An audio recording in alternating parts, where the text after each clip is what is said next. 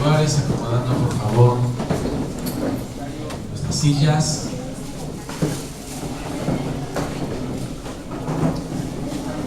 Hermana.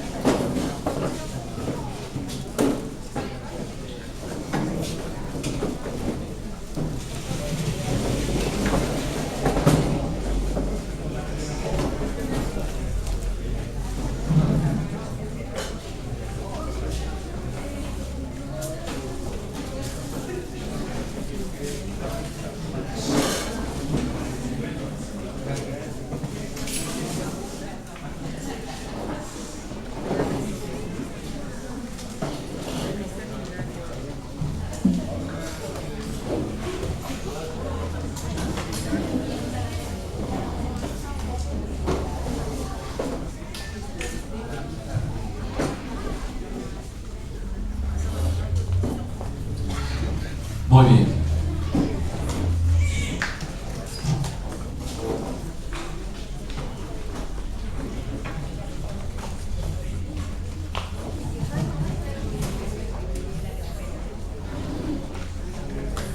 Inclinemos nuestros rostros y cerremos nuestros ojos en oración al Señor en esta mañana para la meditación de su palabra. Bendito Señor, Dios bueno y todopoderoso, muchas gracias te damos por estar delante de tu palabra un domingo más. Agradecemos, Señor, el privilegio que nos das, la libertad que tenemos de poderlo hacer. Y te rogamos que mientras vamos estudiando tu palabra, mientras vamos repasando tu palabra, analizándola, rogamos que nos hables a través de ella por medio de tu Espíritu. Te rogamos, Señor, que todo lo que tú nos muestres, todo lo que tú nos hables, sea en realidad el desafío de nuestro corazón de vivir y de ser conforme a ello. Agradecemos que nos permitas estar en esta tarde ya juntos. Lo agradecemos y te lo presentamos delante de ti en el nombre de Cristo Jesús. Amén. ¿Cómo te enfrentas a Dios? ¿Cómo te presentas delante de Dios? ¿Cuál es la actitud de tu corazón ante semejante verdad? En la Escritura podemos encontrar varias formas en que el ser humano se presenta delante del Señor. Vamos a analizarlas rápidamente. Un pasaje muy conocido está en el Evangelio según San Lucas. Ahí vemos dos actitudes o dos formas de cómo el ser humano se puede presentar delante de Dios, o más bien se presentan, aunque la verdad la única actitud correcta es la del publicano. Capítulo 18, versículo 11 y 12. El fariseo, puesto en pie, oraba consigo mismo de esta manera: Dios, te doy gracias porque yo no soy como los otros hombres, ladrones, injustos, adúlteros, ni aun como este publicano. Ayuno 2 veces a la semana, doy diezmos de todo lo que gano.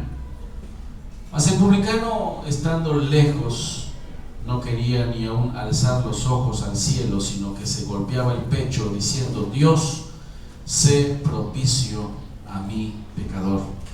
Os digo que éste descendió a su casa justificado antes que el otro, porque cualquiera que se enaltece será humillado, y el que se humilla será enaltecido. El ser humano, aquí según esta porción, muchas veces puede tener una de estas dos actitudes.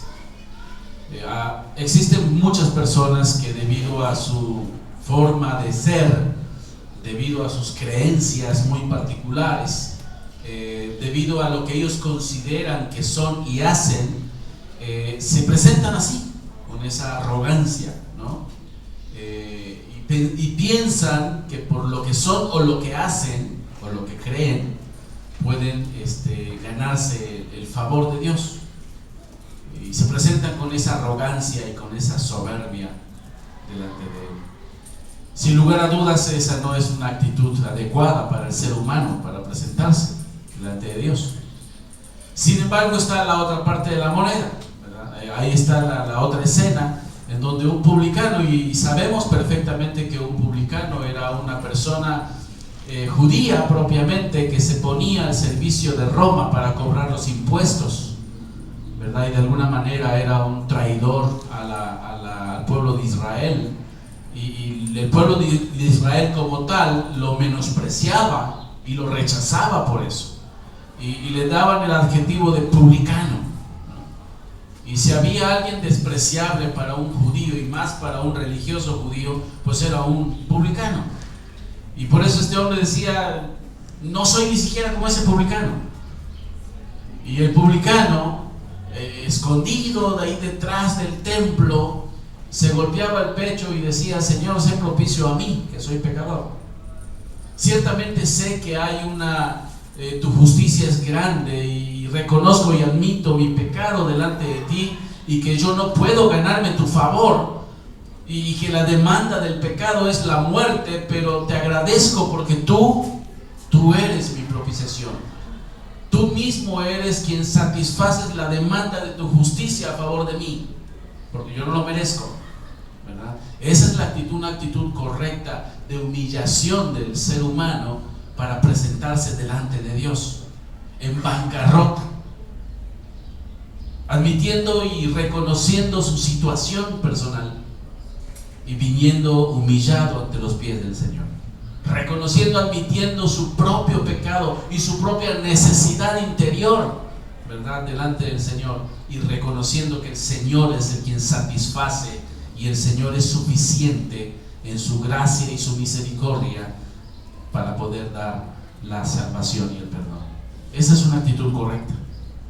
Pero hay otra actitud que me gustaría que busquemos. Está en el Evangelio según San Lucas también.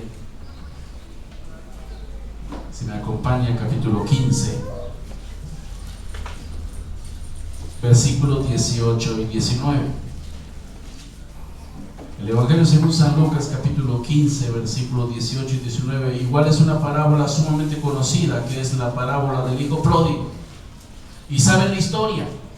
El hijo pródigo, a su corta edad, pide a su padre que le dé su herencia, la herencia que él creía que le correspondería, puesto que siendo joven o muy joven todavía no era tiempo de poseer su herencia. Sin embargo, él exige y pide que el padre le dé su herencia.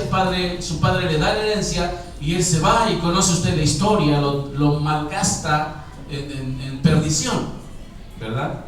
Y al grado tal que termina alimentando cerdos y teniendo deseos de comer la comida de los cerdos.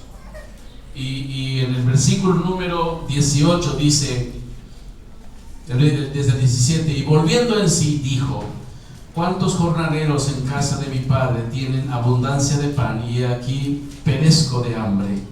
Me levantaré e iré a mi padre, y le diré: Padre, he pecado contra el cielo y contra ti, ya no soy digno de ser llamado tu hijo, hazme como uno de tus jornaleros. Y él regresa a su padre. Esa es una actitud igual de reconocimiento, de bancarrota espiritual y de una necesidad profunda interna, y el recurrir a la persona de Dios para encontrar el socorro necesario para su alma. Esa es la realidad. Pero una vez que el ser humano se ha presentado delante de Dios con esa actitud de reconocer la grandeza de Dios y humillarse delante de la persona de Dios, y ya el Señor nos permite conocerle, lo veremos más adelante en la lección, ¿verdad? Nuestra perspectiva deberá seguir siendo de humildad y de humillación delante de Dios, ¿verdad? Pero al mismo tiempo de una confianza absoluta, ¿verdad? O sea, ya el Señor me alcanzó, ya el Señor me dio la salvación por medio de su gracia. Ahora puedo ser su hijo, y ahora puedo presentarme delante de Él con toda confianza. Pero esa confianza no está basada en mí. Volvemos al mismo punto. Esa confianza está basada en la persona del Señor Jesús, en la obra de Dios. Y eso es lo que vamos a ver en la lección. Vamos a abrir nuestras Biblias entonces en Romanos capítulo 3. Ya hemos hablado durante varias semanas acerca de los primeros capítulos, capítulo 1 y capítulo 2 y parte del 3. Y en este pasaje Pablo explica que el creyente en Jesucristo, hoy día el creyente en Jesucristo, no el ser humano en general, el creyente en Jesucristo, ¿verdad?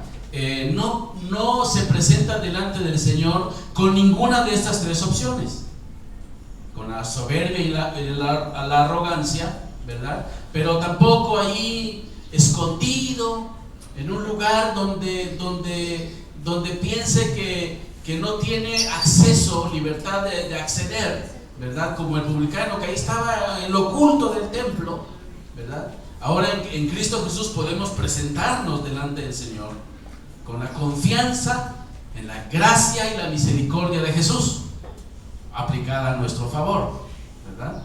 Entonces vamos a ver según este pasaje que los creyentes podemos presentarnos de una manera confiada delante del trono de su gracia. Ciertamente en realidad nosotros no merecemos absolutamente nada, no merecemos nada para presentarnos delante del Señor. Todo es por los méritos ¿de quién?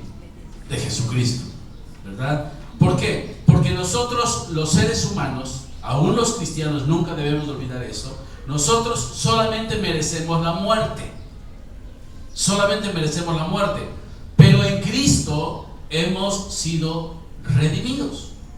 Nunca olvidemos eso, ¿verdad? Ciertamente podemos presentarnos delante del Señor confiados en su gracia y su misericordia, ¿verdad? Aplicadas a nuestro favor por medio de Jesucristo, pero siempre recordando que en realidad lo que nosotros merecemos y lo que la gente merece por su pecado es la muerte, pero en Cristo han sido o hemos sido los que hemos creído en Cristo redimidos.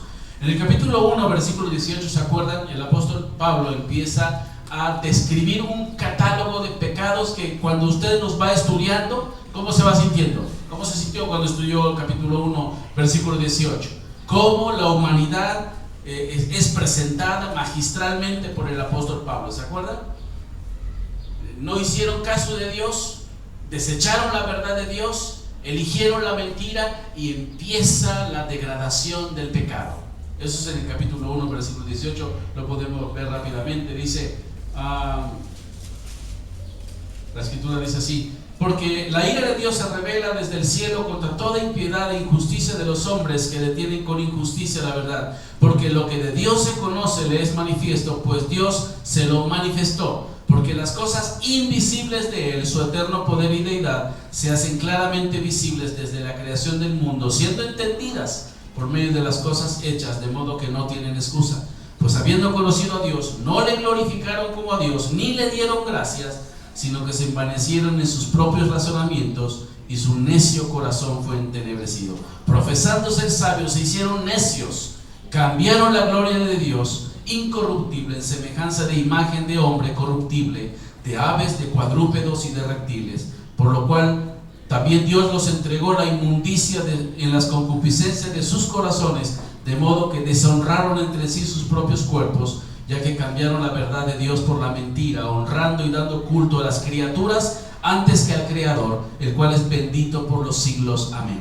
Por esto Dios los entregó a pasiones vergonzosas, pues aún sus mujeres cambiaron el uso natural por el que es contra la naturaleza, y de igual modo también los hombres, dejando el uso natural de la mujer, se encendieron en su lascivia unos con otros, cometiendo hechos vergonzosos hombres con hombres, y recibiendo en sí mismos la retribución debida a su extravío.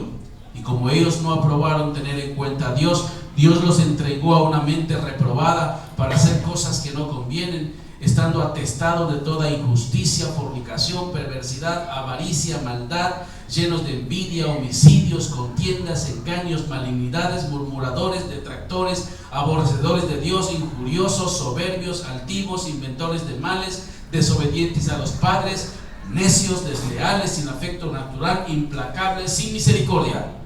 ¿Qué le parece? En verdad, cuando escuchamos eso y nos ubicamos en nuestro entorno hoy día, tal cual estamos. La humanidad no ha cambiado así un ápice a lo largo de su existencia sobre la tierra. Siempre ha sido así. ¿Qué es lo que merecemos? No hay de otra, y veremos eso más adelante con sumo interés. Entonces, y después empieza a hablar en el capítulo 2, ¿se acuerdan? En el capítulo 2, versículo 1, uno puede pensar, yo no soy así. Ese es mi vecino. Pero yo no soy así. Yo no hago nada de esto. El capítulo 2, versículo 1, por lo cual eres inexcusable, oh hombre, quien quiera que seas tú que juzgas, pues en lo que juzgas a otro te condenas a ti mismo, porque tú que juzgas haces lo mismo. ¿Quién conoce su corazón? Dios. Y aunque usted pueda pensar que no es lo que piensa ser, o lo que piensa que no le gustaría ser, Dios sabe que lo es. Y no puede esconderse de Dios. Así que Dios, como a través del apóstol Pablo, nos va indicando el pecador que está ahí metido en el pecado vil, ¿verdad? Ese merece la muerte. Yo no soy tan malo. Y aguas, y eso ya lo hemos visto, ¿verdad? Y por otro lado puede aparecer un tercer grupo. ¿Se acuerdan cuál es el tercer grupo? ¿Quién es el tercer grupo? Los judíos, ¿verdad? Aquellos judíos que se jactaban de que tenían su religión y de que realmente ellos eran privilegiados de parte de Dios, y en cierto sentido sí, eran privilegiados porque habían tenido de parte de Dios en su gracia la escritura, y ellos tenían la escritura. Y de todos los pueblos paganos de aquel entonces, ellos eran el único pueblo monoteísta. Era el único pueblo que creía en un solo Dios. Todos los demás pueblos eran paganos, idólatras, politeístas. Entonces el judío podía decir, pues yo no estoy tan mal como el moralista, y no estoy tan peor como el pecador del capítulo 1. Y se escudaba de eso. Y Dios magistralmente a través de Pablo los coloca en su lugar, y también les dice que tú que predicas que no se ha de hurtar, hurtas. Tú que dices tal o cual cosa, haces lo contrario. Eso está en el capítulo 2, versículo 17. Aquí tú tienes el sobrenombre de judío y te apoyas en la ley y te glorías en Dios y conoces su voluntad, e instruido por la ley apruebas lo mejor y confías que eres guía de los ciegos, luz de los que están en tinieblas, instructor de los indoctos, maestro de niños, que tienes en la ley la forma de la ciencia y de la verdad. Tú pues que enseñas a otro, ¿no te enseñas a ti mismo? Tú que predicas que no se hurtar, hurtas. Tú que dices que no se ha de adulterar, adulteras. Tú que abominas de los ídolos, cometes sacrilegio. Tú que te jactas de la ley, con infracción de la ley deshonras a Dios. En pocas palabras, Pablo nos agarra a todos y nos ubica y hace una descripción magistral, ya individual, de lo que es físicamente el individuo. Capítulo 3, versículo 11. Versículo 10, como está escrito. Versículo 9, ¿qué pues? ¿Somos nosotros mejores que ellos? En ninguna manera, dice Pablo. Pues ya hemos acusado a judíos y a gentiles que todos están bajo pecado.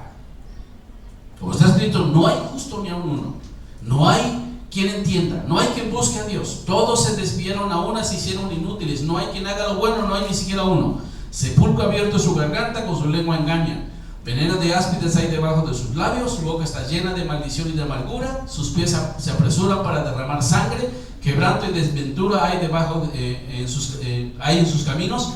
No conocieron el camino de paz. No hay temor de Dios delante de su. ¿Sabe a quién describió? A mí. Y dice, mi lengua, o tu lengua, tus ojos, tu boca, tu garganta, tu corazón, todo está corrompido. Todo está corrompido. ¿Qué merecemos? Imagínese a usted a un sentenciado con todas esas acusaciones. ¿Cuántas acusaciones vieron aquí? Un montón. ¿Qué merecemos? La muerte. Pero maravillosamente a partir del versículo 21 dice de que sí es cierto, merecemos la muerte y no hay nada que podamos hacer por nosotros mismos, ni nuestra falsa moralidad, ni nuestra falsa religiosidad, ni nuestra falsa percepción de la realidad de las cosas pueden solucionar el problema de mi corazón.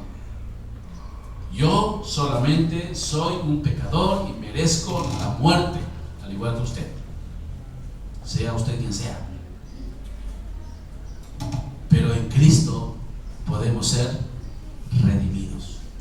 Vamos a buscar el versículo 21, es maravilloso. Pero ahora, aparte de la ley, se ha manifestado la justicia de Dios, testificada por la ley y por los profetas. La justicia de Dios por medio de la fe en Jesucristo, para todos los que creen en Él, porque no hay diferencia, por cuanto todos pecaron y están destituidos de la gloria de Dios, siendo justificados gratuitamente por su gracia, mediante la redención que es en Cristo Jesús, a quien Dios puso como propiciación por medio de la fe en su sangre, para manifestar su justicia, a causa de haber pasado por alto en su paciencia los pecados pasados, con la mira de manifestar en este tiempo su justicia, a fin de que Él sea justo y el que justifica al que es de la fe en Jesús. ¿Dónde está pues esta la jactancia? Queda excluida. ¿Por cuál ley? ¿Por la ley de las obras? No, sino por la ley de la fe. Concluimos pues que el hombre es justificado por fe sin las obras de la ley. ¿Es Dios solamente Dios de los judíos? ¿No es también Dios de los gentiles? Ciertamente también de los gentiles, porque Dios es uno, y el que justificará por la fe a los de la circuncisión y por medio de la fe a los de la incircuncisión. Luego por la fe invalidamos la ley en ninguna manera, sino que confirmamos la ley. No hay nada que nosotros podamos hacer, no hay nada que el hombre pueda hacer al respecto del problema de su pecado, absolutamente nada. Los judíos pensaban que la ley les podía hacer justos delante de Dios. ¿Era posible? Ciertamente no. Los gentiles trataban de seguir su conciencia, pero tampoco podían. Todo lo que la ley puede hacer, ya sea que esté escrita en piedra o en los corazones, es mostrar lo lejos que estamos de la santidad de Dios y la justicia que Dios demanda de nosotros. No importa, hermano, no importa cuánto nos esforcemos, ninguno de nosotros puede alcanzar la medida de Dios para ser la manera que deberíamos de ser. Fíjense, ninguno de nosotros puede alcanzar la medida de Dios para ser de la manera que debiéramos de ser delante de Dios. Ninguno. ¿Se acuerdan que la semana pasada platicamos, y aún el jueves platicamos en el grupo de la noche, qué tan bueno tiene que ser usted y yo para poder merecer la entrada en la presencia de Dios? Tan buenos como quién. Es que a mí me gustaría ser tan bueno como fulanito o fulanita de tal. Es que a mí me gustaría ser tan bueno como tal o cual religioso, tal o cual. Me gustaría ser tan buenos como ellos. Me gustaría ser tan bueno como los mismos fariseos de aquel entonces. Ojalá no quiera ser así. Tan bueno como quien usted debe de ser para estar en la presencia de Dios. Tan buenos como Él. Y usted puede llegar a ser tan bueno como ese. Yo puedo llegar a ser tan bueno como Él es. Los fariseos estaban, pero equivocados a distancia, porque ellos pensaban que por sus propias justicias podían estar de la presencia de Dios y merecer la justicia de Dios. Pero se olvidaron de que la bondad no era en la medida de su bondad. El ser buenos tenía que tener la medida ¿de quién? De Dios. Y no es posible que ningún ser humano pueda lograr eso. ¿Por qué? Porque dice la Escritura que no hay bueno ni aun uno. ¿Usted es bueno? No hay bueno ni aun uno. No hay quien entienda, no hay quien busque a Dios, dice la Escritura. Y toda la boca, por lo tanto, se debe de cerrar delante del Señor, y todo el mundo quede bajo el juicio ¿de quién? de Dios, por cuanto todos pecamos. Todos pecamos. Así que ciertamente somos pecadores y lo único que nosotros merecemos, por lo tanto, es la muerte. Pero hay buenas noticias. Acompáñenme por favor a repasar una vez más el versículo 21. ¿Qué dice la Escritura? Pero ahora, ¿qué dice? Aparte de la ley, se ha manifestado la justicia de Dios, testificada por la ley y los profetas. ¿Sabe? Esto es maravilloso. Aparte de la ley.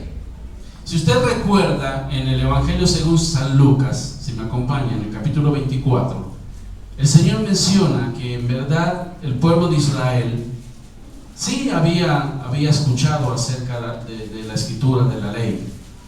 Capítulo 24, versículo 25. Y esa es la historia cuando los hombres de Emaús, cuando los discípulos iban rumbo a Emaús. Y el versículo 25 el Señor les dice: entonces Cristo les dijo: oh insensatos y tardos de corazón para creer todo lo que los profetas han dicho. ¿No era necesario que el Cristo padeciera estas cosas y que entrara en su gloria?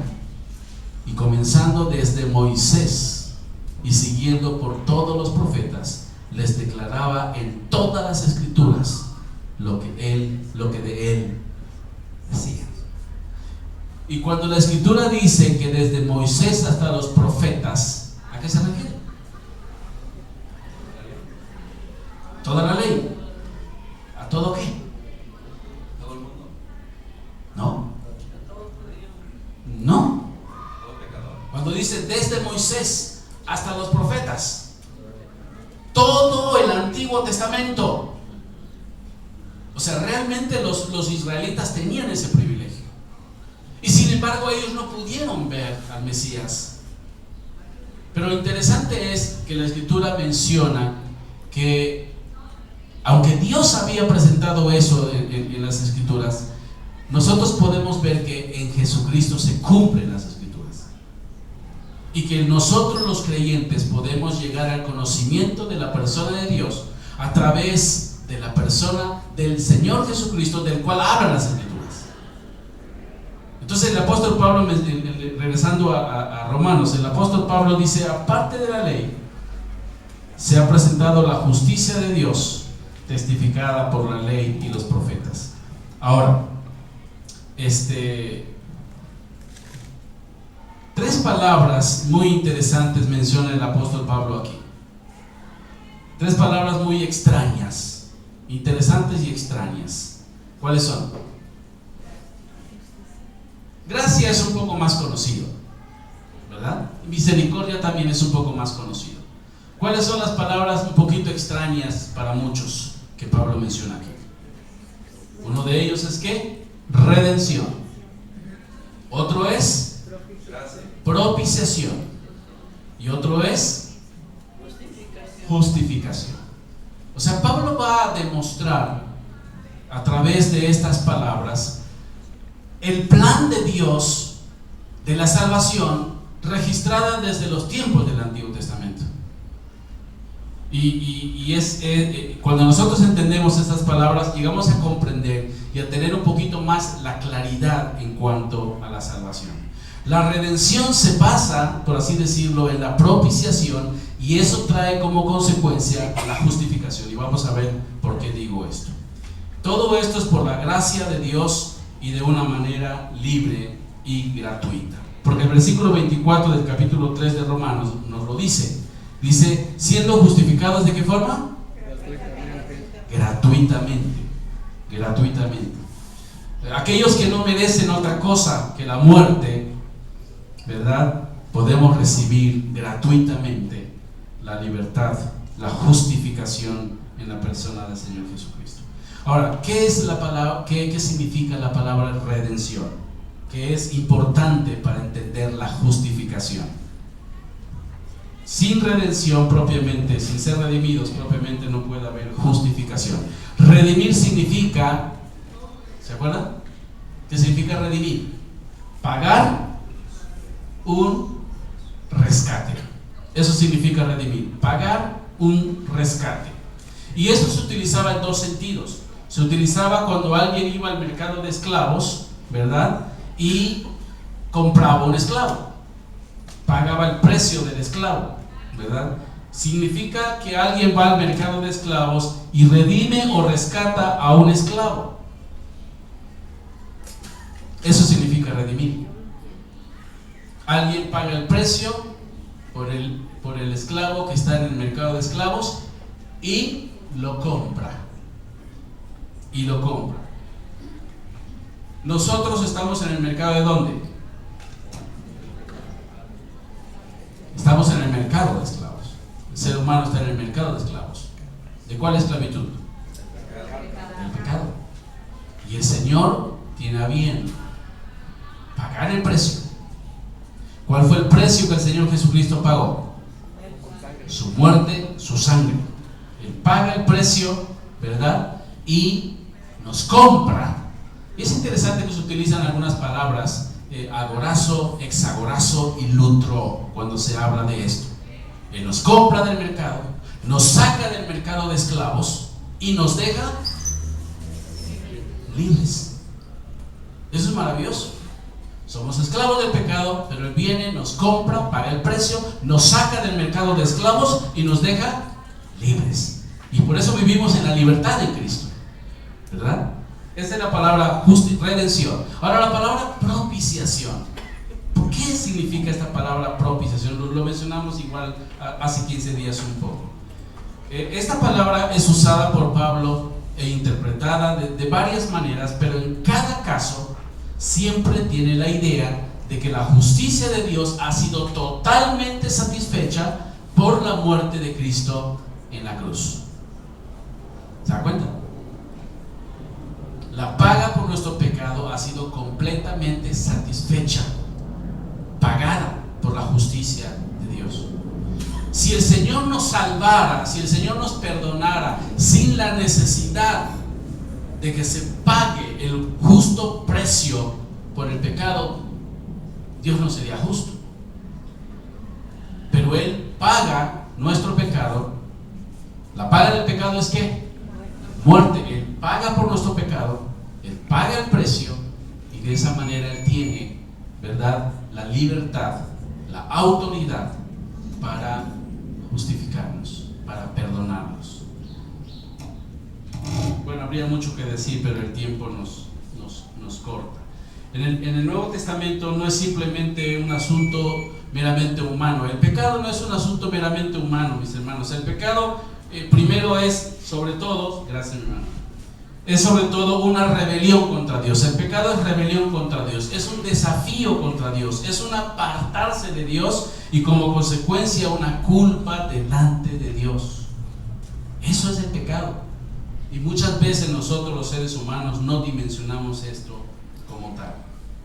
Y ya que el pecado, en Romanos 6:23 dice que la paga del pecado es la muerte, mas la dádiva de Dios es vida eterna en Cristo Jesús. Y por último, la palabra justificación. La palabra justificación es ser declarados justos. Fíjense que no dice que somos hechos justos. No somos hechos justos, somos declarados justos. ¿Quién lo declara? Dios. ¿Por los méritos de quién? De Jesucristo. Ahora, qué interesante. ¿Qué merece usted y yo por ser pecador? La muerte. Pero el Señor Jesucristo viene en la cruz del Calvario, muere en la cruz del Calvario, derrama su sangre en la cruz del Calvario, y dice la Escritura que sin derramamiento de sangre, Hebreos 9:22, no se hace la remisión. Y Cristo Jesús derrama su sangre en la cruz del Calvario. Él paga el precio por nuestro pecado. Y cuando nosotros colocamos nuestra fe en Él, creemos en Él, la justicia de Dios nos es imputada a nosotros. ¿Qué tan buenos tenemos que ser para merecer la vida eterna? ¿Estar en la presencia de Dios? ¿Tan buenos como quién? Tan buenos como Jesús. Y cuando usted pone su fe en el Señor Jesucristo, en ese momento la justicia de Dios, la justicia de Cristo le es imputada a usted. Y su pecado le es imputado a quién? A Jesús. ¿Se da cuenta esa permuta interesante? Todos sus pecados son puestos en el Señor y toda su justicia le es dada a usted. ¿Con méritos propios? No. Por la gracia de Dios. Si usted en esta mañana que está aquí todavía no tiene claro el mensaje de la salvación, a usted todavía le gustaría conocer un poco más acerca de esto, terminando esta reunión pudiéramos platicar, pudiera acercarse. Oiga, yo no me quedó claro todo eso de redención, justificación, propiciación. Me gustaría conocer un poco más acerca de esto, debido a que el tiempo nos apremia. Pero aparte de la ley, se ha manifestado la justicia de Dios por medio de la fe en el Señor Jesucristo, para todos aquellos que creen. Para todos aquellos que creen. Ahora, cuando Jesucristo viene a nuestra vida y viene a nuestro corazón, ¿Él nos deja igual? ¿Nos deja tal cual? No. Él empieza a obrar en nuestro corazón de una manera muy particular.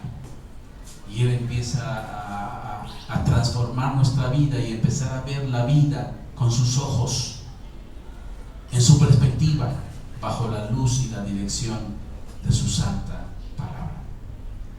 Vamos a inclinar nuestros rostros y vamos a orar.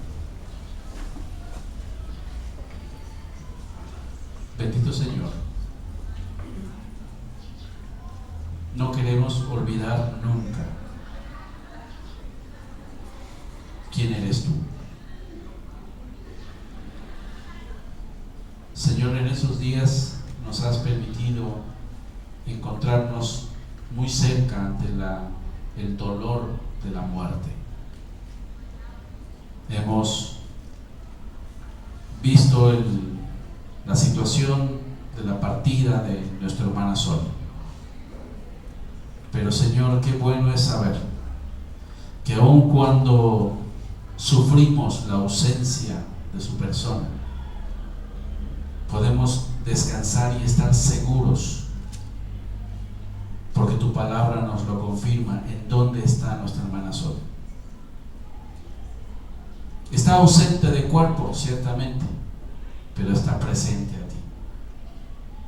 Y Señor, pues cuando vemos el dolor que causa la muerte, nos damos cuenta que el pecado es vil.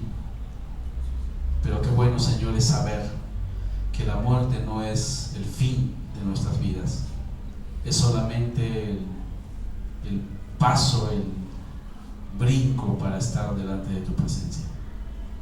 Y algún día, si Jesucristo no vuelve antes, algún día cada uno de los que estamos aquí atravesaremos por ese momento de dolor, pero básicamente para aquellos que se quedan, porque un día, Señor, cuando se suceda ese momento, nosotros abriremos nuestros ojos delante de tu presencia. Bendecimos tu nombre, Señor, porque ciertamente es necesario que nuestro espíritu se fortalezca y se consuele en ti. Gracias por tu palabra y por darnos el privilegio de conocerte, en Cristo Jesús.